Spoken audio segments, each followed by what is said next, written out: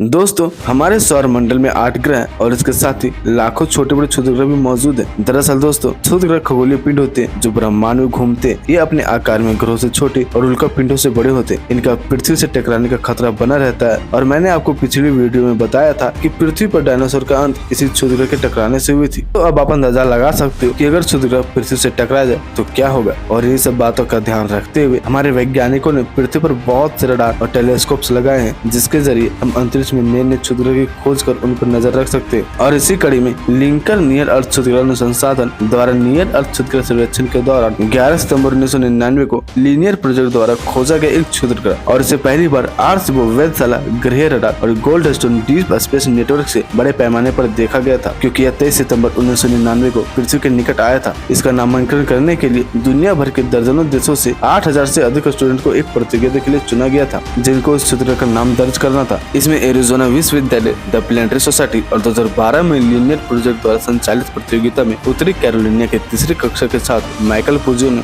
मिस्र के पौराणिक पक्षी के नाम पर इसका नाम बेन्नू रखा। इससे पहले इसे 1999 आर के 3-6 के नाम से जाना जाता था और इसका औसत व्यास लगभग 490 मीटर है। यह क्षुद्र ग्रह लगभग षटकोण आकार का है। इसकी घूर्णन गति इसकी कक्षा से 178 डिग्री झुकी हुई है और इसकी घूर्णन गति 4.3 घंटे की है, यानी इस क्षुद्र ग्रह पर दिन और रात होने में 4.3 घंटे का समय लगता है। यह क्षुद्र ग्रह साल 2178 और 2290 के बीच में 24 सितंबर 2182 को सबसे ज्यादा पृथ्वी से टकराने की उम्मीद है। इस क्षुद्र ग्रह के बारे में और अधिक जानने के लिए एक मिशन लॉन्च किया गया, जिसका नाम था ओसिरिस रेक्स। इस मिशन के माध्यम से इस क्षुद्र ग्रह की और जानकारी मिलने वाली थी और इस ग्रह के नमूने को पृथ्वी पर वापस लाना था, जिसके लिए नासा के न्यू फ्रंटियर्स प्रोग्राम का ओसिरिस रेक्स मिशन 8 सितंबर 2016 को 101955 बेन्नू की ओर लॉन्च किया गया और यह स्पेसक्राफ्ट 3 दिसंबर 2018 को करीब 2 सालों के सफर के बाद बेन्नू पर पहुंचा। 20 अक्टूबर 2020 को ओसिरिस रेक्स बेन्नू पर उतरा और सफलतापूर्वक नमूना एकत्रित करके उसको सुरक्षित कर लिया और पृथ्वी पर वापस आने के लिए तैयार हो गया।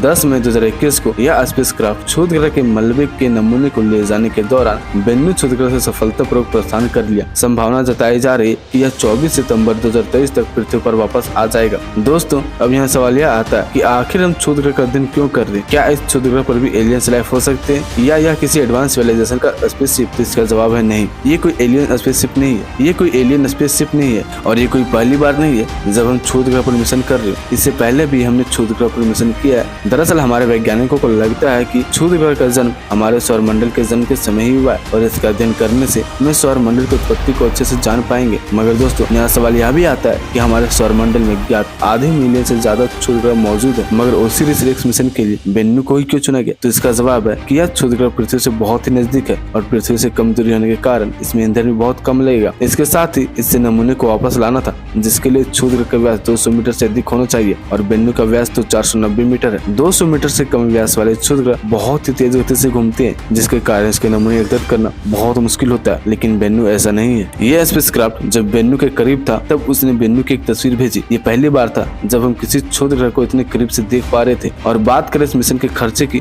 तो करीब $800 मिलियन की है। अब हम ये जानते हैं कि क्या ये क्षुद्र ग्रह पृथ्वी से टकराएगा? दोस्तों, वैसे तो ये पृथ्वी के ऑर्बिट के काफी नजदीक से ही सूर्य का चक्कर लगाता है और ये सूर्य का चक्कर काटने के दौरान कभी कभी पृथ्वी के बहुत नजदीक आ जाता है, जिसके कारण इससे पृथ्वी के टकराने के चांसेस बने रहते हैं। लेकिन इसरो ने कुछ सालों पहले ही एंटी सैटेलाइट मिशन का सफल परीक्षण किया, जिसके जरिए हम एस्टेरॉयड को अंतरिक्ष में ही विस्फोट कर टुकड़ों में विभाजित कर देंगे। फिलहाल हम क्षुद्र ग्रह की पढ़ाई कर रहे हैं। तो दोस्तों, आज के इस वीडियो में इतना ही। अगर आपको ये वीडियो अच्छी लगी तो वीडियो को लाइक करके चैनल को सब्सक्राइब करें और वीडियो को यहाँ तक देखने के लिए धन्यवाद।